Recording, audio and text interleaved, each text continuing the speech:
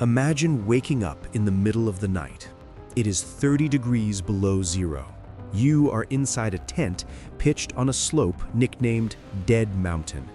You don't grab your boots, you don't grab your coat.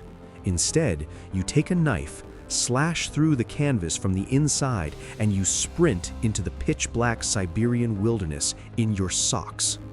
This isn't a scene from a Hollywood horror movie. This was the terrifying final night for 9 elite hikers in 1959. When search parties finally found them weeks later, what they discovered defied every law of logic. Broken ribs with no external bruising, missing eyes, and clothing glowing with radiation. For over 60 years, the Dyatlov Pass Incident has been the ultimate unsolvable riddle. But today, we aren't just retelling a ghost story. We're peeling back the Soviet secrets, looking at the autopsy reports, and diving into the new scientific evidence that might finally close this case once and for all.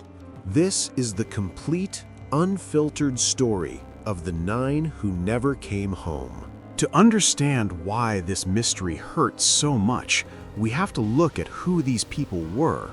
They were the golden youth of the post-war Soviet Union. They were students and graduates of the Ural Polytechnic Institute, an elite technical university. These weren't just kids, they were scientists, engineers, and athletes. Igor Dyatlov, the leader, was 23. He was a radio engineering prodigy who had actually built his own shortwave radio for the trip. He was serious, focused, and deeply respected. Then there was Zinaida Kolmogorova, who was effectively the heart of the group. She was a charismatic explorer who had already survived a venomous snakebite on a previous trek. The group also included Yuri Doroshenko, a powerhouse of a man, Lyudmila Dubinina, an economics student, Alexander Kolovatov, Rustem Slobodin, Yuri Krivonishenko, and Nicholas Thibault Brignol, the son of a French communist who had been born in the USSR. But the most mysterious member was Semyon Zolotaryev. He was 37, much older than the others, and a decorated veteran of the Great Patriotic War. He had survived the front lines against the Nazis. Why was he there? Some say he was KGB. Others say he was just a man looking for the Grade 3 certification required to become a professional hiking instructor.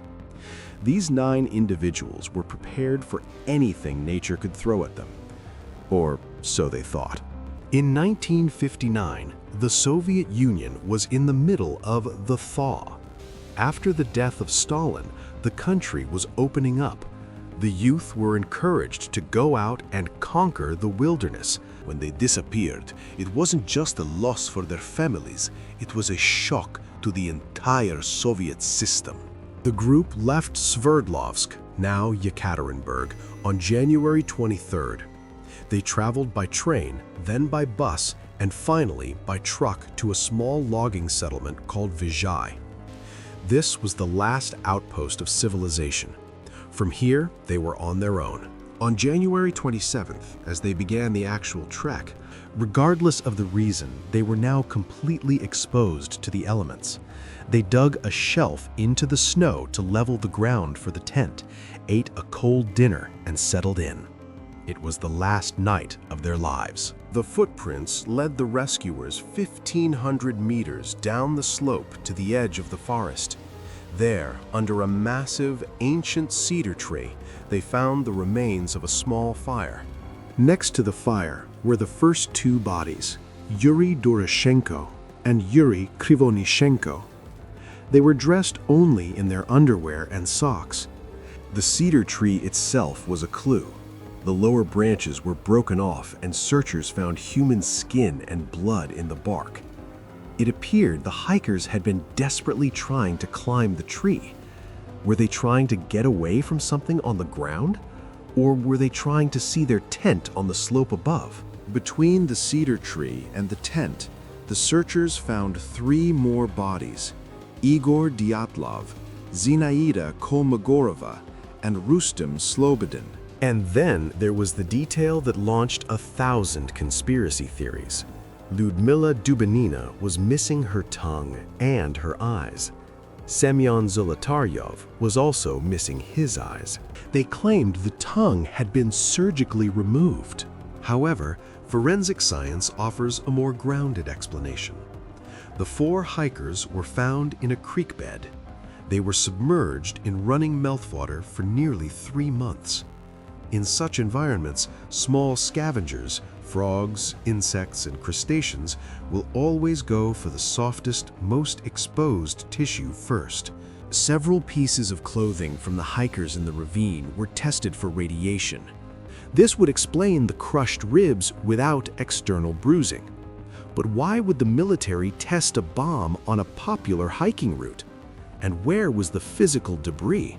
During the search, another group of hikers miles away reported seeing bright orange spheres in the sky on the very night the Dyatlov group died.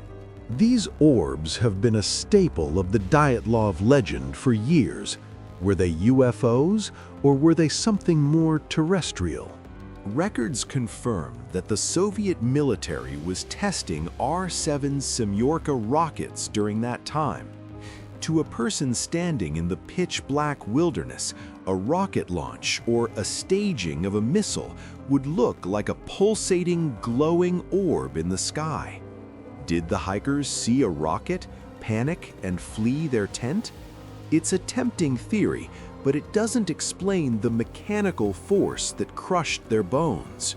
What if the force wasn't a bomb or a rocket, but the wind itself? For 60 years, the avalanche theory was dismissed.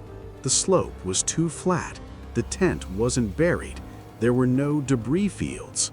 But in 2021, a study using computer models from the movie Frozen provided a breakthrough.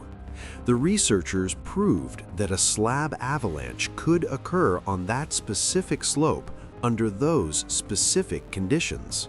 The hikers had cut a notch into the snow to level their tent. This weakened the snowpack. Over several hours, the heavy wind piled up wind slab, dense, heavy snow, on top of that weak point. Eventually, a massive block of frozen snow snapped and slid down, landing directly on the tent while the hikers were sleeping. This explains everything. It explains the car crash injuries. The weight of the slab crushed them against the hard ground. It explains why they slashed the tent. They were buried and had to cut their way out. And it explains why they left without boots. They feared a second, larger avalanche was coming. If we accept the slab avalanche theory, the story changes from a mystery into a story of incredible heroism. Imagine you are Igor Dyatlov. Half your team has broken ribs and fractured skulls.